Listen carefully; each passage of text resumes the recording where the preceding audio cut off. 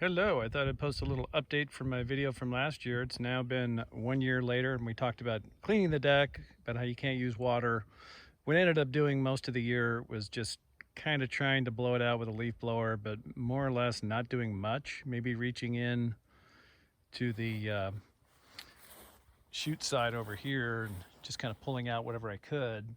But at the end of the season, I took the deck completely off, cleaned it very carefully, made sure it was completely dry. And then I just took some spray paint and just painted over any bare metal there was. And I'm just gonna keep doing it that way. Again, this tractor replaced one of the green tractors with a yellow deck that I had for 12 years. And that deck had totally rusted through, just where it was cancer type rust, just falling apart. And I clean that thing with water all the time, so maybe I'll just try and do it this way, just making sure the bare metal's covered at the end of the season. For maintenance on it this year, there are Zerks on the front wheels. There's 2 on each front wheel. They're on the inside of the wheel here. There's one right here on this strut, and one that's a little harder to get into back in there to do the wheel hub. And these gauge wheels have a little kind of weird plastic Zerk in there. So it's just 1, 2, 3 on each side. The back wheels don't need any, don't have any Zerks. They don't get any lube. And they mentioned that in the manual that the steering mechanism, which you can probably see in there, should not need moving. I did have a little squeak when turning to the left, and it took me a while to figure it out.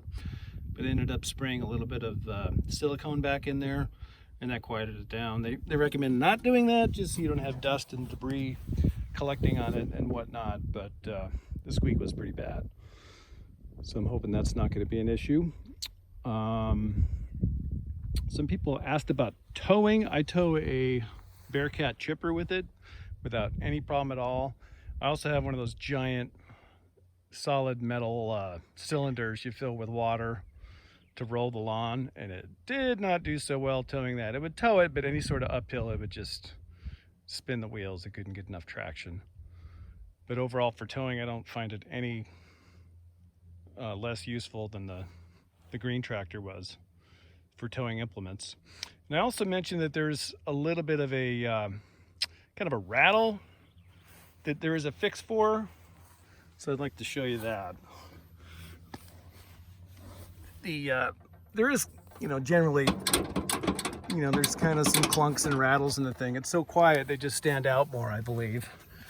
But the rear brake here is this piece here, and if you hear that rattle, that's the sound you're probably hearing.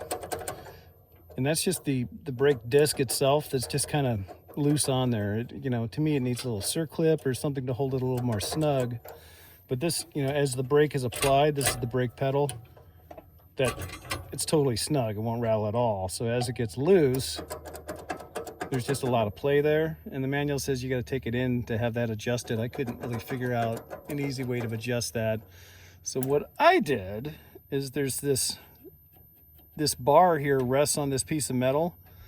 And to me, the parking brake was just too loose. So I just simply took some duct tape. Of course, it's duct tape, and wrapped it around here just to make it so it doesn't release as far as it did. So you can still see it's still loose, so it's not grabbing the brake at all when it shouldn't be. It's kind of a fine line there, but it did quiet it out quite a bit just by adding some tape there. I just wrapped it pretty well, and you can just experiment with how much you need. But in my opinion, they could put some kind of push rod or something in there to make this adjustable a little bit better.